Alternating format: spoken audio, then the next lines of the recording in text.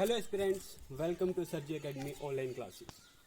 जैसा कि आप सब जानते हैं, कल हमने जो अपना फर्स्ट लेक्चर किया था एचपी एडमिनिस्ट्रेटिव हिस्ट्री का, ठीक है, जहाँ पे हमने हिमाचल प्रदेश की फॉर्मेशन देखी थी, वो पार्ट सी स्टेट बना, वहाँ तक किया। उसके बाद हमने नेक्स्ट जो लास्ट टॉपिक था ये 1956 जब ये हिमाचल प्रदेश यूनियन टेरिटरी बना है वहाँ पे छोड़ा था। तो आगे हम ये टॉपिक जो है यहाँ से कंटिन्यू करेंगे। होपफुली आप सबने वहाँ तक देखा होगा और उसके आगे हम यहाँ से कंटिन्यू करते हैं। तो हमने कहा था कि 1956 में हिमाचल प्रदेश को क्या बना दिया गया? यूनियन टेरिटरी बना दिया गया। यूनियन टेरिटरी, जिसको केंद्र शासित प्रदेश बोलते हैं, ठीक है। और जब इसको यूनियन टेरिटरी बना दिया गया तो यहाँ पे जो अब नॉमेनक्लेचर आ गया था वो क्या था? Lieutenant governor. और कल हमने ये बात कर ली थी कि यूनियन टेरिटरी के अंदर जो लेफ्टिनेंट गवर्नर अपॉइंट हुआ वो कौन हुए थे? पहले उनका नाम था श्री बजरंग बहादुर।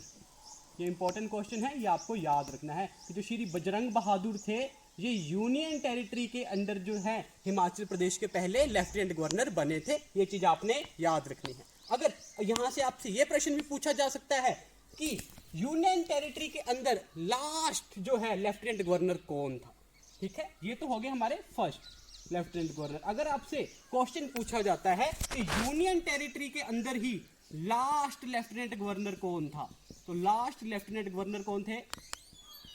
तो ये आपने याद रखना है, इनका नाम था श्री बहादुर सिंह। श्री बहादुर सिंह। ये दोनों नेम जो है आपको याद रखना है, एग्जाम पॉइंट ऑफ व्यू से ये दोनों नेम बहुत ज्यादा इंपॉर्टेंट है, ठीक है। तो ये बात कर रहे हैं अब हम यूनियन टेरिटरी की, लेफ्टिनेंट गवर्नर पहले कौन बने यूटी के अंदर और लेफ्टिनेंट गवर्नर अंतिम कौन बने यूटी के अंदर। अब हमने बात की कि जब हिमाचल प्रदेश क्या बन गया? यूनियन टेरिटरी बन गया। जब हिमाचल प्रदेश यूनियन टेरिटरी बन गया तो जो हमारे सीएम साहब थे उन्होंने अपना क्या कर दिया था? रेजिग्नेशन दे दिया था, इस्तीफा दे दिया था, ठीक है। तो फाइनली अब जब लेजिस्लेटिव असेंबली खत्म हो गई है हिमाचल प्रदेश से, तो हिमाचल के लोगों की जो एक तरीके से उनको सेटिस्फाई करने के लिए अब कोई ना कोई चीज लेकर आनी पड़नी थी। और फाइनली इसी चीज को सेटिस्फाई करने के लिए 1956 में एक सेंट्रल गवर्नमेंट के द्वारा टेरिटोरियल एक्ट लाया गया। 1956 में हिमाचल प्रदेश में, क्योंकि हमें पता है अब यूनियन टेरिटरी बना दिया है, इसका मतलब है यहाँ से क्या है, जो लेजिस्लेटिव असेंबली है मींस विधानसभा जो है वो खत्म कर दी गई। लेकिन अब जब वो खत्म होगी तो कुछ ना कुछ चीज तो उसकी जगह आएगी ही। तो फाइनली जो हिमाचल के लोगों की जो एक आशा थी वो पूरी करने के लिए यहाँ पे क्या लेकर आए गए? एक टेरिटोरियल एक्ट बनाया गया 1956 में। और इसी टेरिटोरियल एक्ट से क्या आया? हिमाचल प्रदेश में 1957 में हिमाचल प्रदेश टेरिटोरियल काउंसिल बनी। हिमाचल प्रदेश टेरिटोरियल काउंसिल, जिसको हिंदी में बोला जाता है क्षेत्रीय परिषद, ठीक है। तो अलग अलग चीजें हैं दो कि जो टेरिटोरियल एक्ट कब का था? 1956 का। और ये आया कब? ये आया हिमाचल प्रदेश में 1957 में। अब ये टेरिटोरियल काउंसिल आई है तो टेरिटोरियल काउंसिल में कितने मेंबर्स थे? ठीक है, अब टेरिटोरियल काउंसिल है तो कितने मेंबर्स थे? तो ये चीज बहुत इंपॉर्टेंट है एग्जाम पॉइंट ऑफ व्यू से। तो इसमें जो है ये आपके 40 मेंबर्स थे जो क्या थे? जो इलेक्टेड थे, प्लस जो 2 मेंबर्स थे वो क्या थे? नॉमिनेट। और अगर आप पुराने हिमाचल प्रदेश के कोई भी एग्जाम्स के पेपर्स चेक करेंगे तो वहां पे जो प्रश्न पूछे गए हैं वो यहां से पूछे गए हैं कि जो 1957 में जो हिमाचल प्रदेश टेरिटोरियल काउंसिल बनी उसमें नॉमिनेटेड मेंबर्स कितने थे? तो यहाँ पे कितने हैं नॉमिनेटेड मेंबर्स? आपके 2। अगर आपसे क्वेश्चन पूछा जाता है कि टोटल मेंबर्स कितने हैं, तो सिंपल 40 + 2 42। तो आपको डायरेक्ट पता होना चाहिए कि टोटल कितने थे? ये 42 थे। इलेक्टेड पूछे जाएंगे तो 40 एंड नॉमिनेटेड पूछे जाएंगे तो कितने? 2 मेंबर्स। तो ये बहुत इंपॉर्टेंट है, टेरिटोरियल काउंसिल का जो कंसेप्ट है ये आपको यहाँ से प्रॉपर याद रखना है। और फाइनली हमने बोला 1957 में क्या हुआ? एचपी टेरिटोरियल काउंसिल बन गई। अब टेरिटोरियल काउंसिल अगर बन गई है, अब जब टेरिटोरियल काउंसिल बन गई है तो क्या होंगे यहाँ पे भी? इसके लिए भी क्या होंगे? इलेक्शन होंगे। एंड फाइनली 1957 में टेरिटोरियल काउंसिल के लिए भी क्या होते हैं? इलेक्शन होते हैं हिमाचल प्रदेश में। तो ये भी चीज आपने याद रखनी है। अब इलेक्शन होंगे, अगर इलेक्शन हुआ तो कोई ना कोई जीतेगा और उसका क्या बनेगा? चेयरमैन बनेगा। तो कौन बना था? तो फाइनली जब 1957 में टेरिटोरियल काउंसिल के लिए इलेक्शन हुए हिमाचल प्रदेश में, तो इस इलेक्शंस में ठाकुर करम सिंह, ये नाम आपने याद रखना है, बहुत ज्यादा इंपॉर्टेंट है। ठाकुर करम सिंह जो हैं ये टेरिटोरियल काउंसिल के पहले क्या बने, अध्यक्ष बने, चेयरमैन बने। तो ये चीज भी आपने याद रखनी है, बहुत ज्यादा इंपॉर्टेंट है, बहुत ज्यादा important. Exam point of view में डायरेक्ट प्रश्न पूछा जाता है कि 1957 की जो टेरिटोरियल काउंसिल थी उसके अध्यक्ष कौन थे ठाकुर करम सिंह। और या प्रश्न कैसे पूछा जाता है कि हिमाचल प्रदेश में टेरिटोरियल काउंसिल कब आया, तो कब आया 1957 में। ये चीजें प्रश्न पूछी गई हैं, आपने इन चीजों पर ध्यान रखना है। बिल्कुल आप कोई भी चीज स्किप नहीं कर सकते, प्रश्न किसी भी तरीके से पूछा जा सकता है, ठीक है। अब इसके आगे देखते हैं। अब हमने बोला कि जो हमारे मुख्यमंत्री थे इस समय, इससे पहले कौन, डॉक्टर वाईएस परमार जी, उन्होंने रेजिग्नेशन तो दे दिया था, लेकिन क्या वो एकदम चुप बैठे, नहीं। वो उन्होंने क्या कर दिया, उन्होंने और जो अपने एफर्ट्स देने हैं वो स्टार्ट कर दिए। किस लिए एफर्ट्स देने स्टार्ट कर दिए, कि फिर से हिमाचल प्रदेश में क्या लेके आ सके, फिर से हिमाचल प्रदेश में डेमोक्रेटिक रूल लेके आ सके।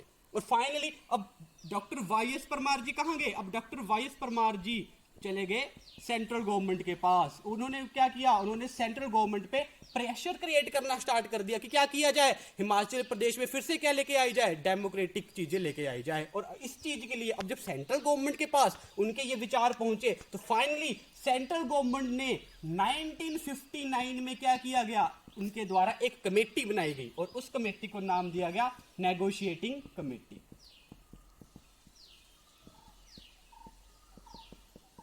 बहुत ज्यादा इंपॉर्टेंट है कि 1959 में डॉक्टर वाईएस परमार जी के अथक प्रयासों से सेंट्रल गवर्नमेंट को एक क्या करनी पड़ी, एक कमेटी बनानी ही पड़ी। और उस कमेटी का क्या नाम पड़ा, उसका नाम पड़ा नेगोशिएटिंग कमेटी। मींस ये कमेटी क्या करेगी, ये कमेटी देखेगी कि जो आपके यूनियन टेरिटरी में जो लोगों के अधिकार है वो पूर्ण रूप से उनको मिल रहे हैं या नहीं मिल रहे हैं, ठीक है। और फाइनली 1959 में ये कमेटी बनी। अब इसके आगे हम फिर से थोड़ा सा चलेंगे। अब कल हमने किया था, लास्ट जो डिस्ट्रिक्ट हमने पढ़ा था, 5th डिस्ट्रिक्ट जो ऐड किया वो कौन सा किया था, वो किया था हमने बिलासपुर डिस्ट्रिक्ट ऐड, ठीक है। अब यहां से उसके आगे फिर से एक कॉन्सेप्ट आता है 1960, डेट याद रखने आपने, 1 मई 1960 में क्या हुआ, सबसे पहले जो हमने पहला डिस्ट्रिक्ट पढ़ा था कल, कौन सा पढ़ा था जो बना था, पढ़ा था महासू। तो जो आपका महासू डिस्ट्रिक्ट था उसकी एक तहसील थी, क्या नाम था तहसील का, चीनी तहसील। खाने वाली चीनी नहीं, ये आपने याद रखना है, नाम है चीनी तहसील, ठीक है। तो चीनी तहसील में एक वहां से क्या किया गया, वहां से एक पार्ट निकाला गया, ठीक है। मींस महासू जो इतना बड़ा था उसकी एक तहसील थी, उस तहसील का नाम क्या था, चीनी तहसील। और चीनी तहसील से क्या किया गया, एक पार्ट निकाला गया और उस पार्ट को क्या नाम दिया गया, उसको नाम दिया गया किन्नौर,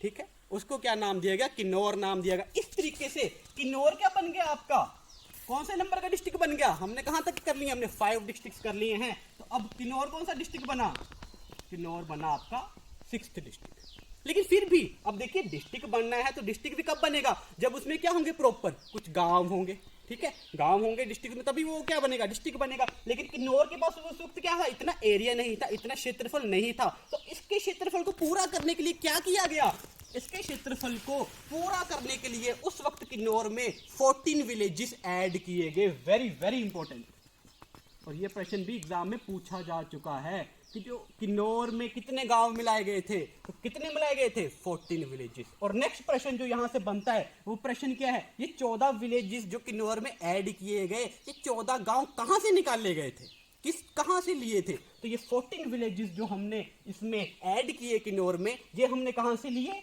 ये लिए थे हमने रामपुर तहसील से।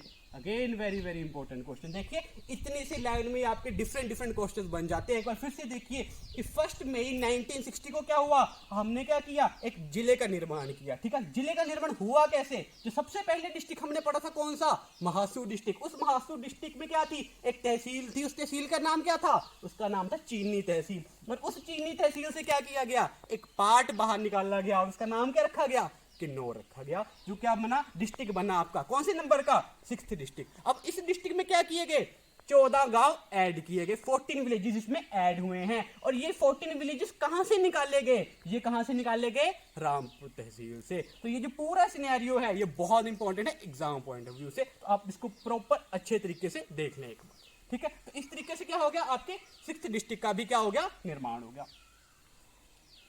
अब जब आपके 6 डिस्ट्रिक्ट बन गए तो हमने बोला कि वाईएस परमार जी क्या कर रहे थे, उन्होंने एफर्ट्स लगाए हुए थे कि क्या किया जाए, हिमाचल प्रदेश में डेमोक्रेटिक रूल फिर से वापस लेके आया जाए, इसके लिए वो क्या कर रहे थे, प्रयास कर रहे थे। और फाइनली उन्हीं के प्रयासों की बदौलत 1962 में क्या किया गया, जो एक नेगोशिएटिंग कमेटी बनी थी उसने क्या बोला कि मैक्सिमम जो हैं, जो मैक्सिमम सब्जेक्ट्स हैं वो ट्रांसफर किए जाएं किसको, स्टेट गवर्नमेंट को। जो मैक्सिमम आपके सब्जेक्ट्स हैं ये क्या किए जाएं, ट्रांसफर किए जाएं किसको, स्टेट गवर्नमेंट को। तो ये बहुत इंपॉर्टेंट बात थी, पर अभी ये स्टेट तो बनी नहीं थी, इसलिए यहां पे हम क्या बोल सकते हैं कि जो मैक्सिमम सब्जेक्ट्स जो ट्रांसफर किए वो किसको किए गए, वो एक तरीके से यूटी गवर्नमेंट को किए गए। अब देखिए, अब जब आप क्या कर रहे हैं, आप टेरिटोरियल काउंसिल को एक तरीके से क्या कर रहे हैं, और पावरफुल कर रहे हैं। टेरिटोरियल काउंसिल को क्या कर रहे हैं आप, एक तरीके से और पावरफुल कर रहे हैं। और पावरफुल कैसे कर रहे हैं आप उसमें सब्जेक्ट्स ऐड कर रहे हैं। अगर आपने उसको पावरफुल ही करना है, आपने उसमें सब्जेक्ट्स ही ऐड करने हैं, तो इससे बेटर क्या तरीका है कि आप उसमें क्या करो, आप टेरिटोरियल काउंसिल की जगह वहां पे क्या ले आइए, आप वहां पे ले आओ लेजिस्लेटिव असेंबली। क्योंकि मतलब तो यही बन रहा था वहां पे। वैसे भी आपको क्या देने पड़ रहे थे, उनको सब्जेक्ट्स देने पड़ रहे थे जिसपे वो क्या कर सके, रूल बना सके। क्योंकि रूल मेकिंग पावर पहले किसके पास थी, अब यूटी है तो रूल मेकिंग पावर थी सेंट्रल गवर्नमेंट के पास, पार्लियामेंट के द्वारा रूल बनते थे। लेकिन जब आप टेरिटोरियल काउंसिल को वो पावर दे रहे हैं तो इससे बेटर है कि आप वहां पे क्या ले आओ, फिर से लेजिस्लेटिव असेंबली ले आओ। और फाइनली इन्हीं के अथक प्रयासों से 1962 में क्या किया गया, एक एक्ट बना, एक संविधान बना, और उस संविधान से क्या किया गया, जो हिमाचल प्रदेश में फिर से क्या किया, लेजिस्लेटिव असेंबली की वापसी हुई। यहां से बहुत इंपॉर्टेंट प्रश्न बनता है कि हिमाचल प्रदेश में लेजिस्लेटिव असेंबली फिर से कब बनी। तो ये कब बनी आपकी, ये बनी 1963 में। बहुत ज्यादा इंपॉर्टेंट, कब से कब तक बनी ये प्रश्न पूछा जा सकता है। देखिए टेरिटोरियल काउंसिल कब बनी थी, 19 कब बनी थी टेरिटोरियल काउंसिल आपकी, 1957 में। कब तक, 1963 तक। 1963 में क्या होगी, टेरिटोरियल काउंसिल खत्म होगी और उसकी जगह क्या आ गया, लेजिस्लेटिव असेंबली आ गया। यहां से एक और प्रश्न बहुत इंपॉर्टेंट है। अब जैसे आपने टेरिटोरियल काउंसिल को खत्म किया, ये किस आपके अमेंडमेंट के द्वारा खत्म हुआ है, बहुत इंपॉर्टेंट क्वेश्चन है।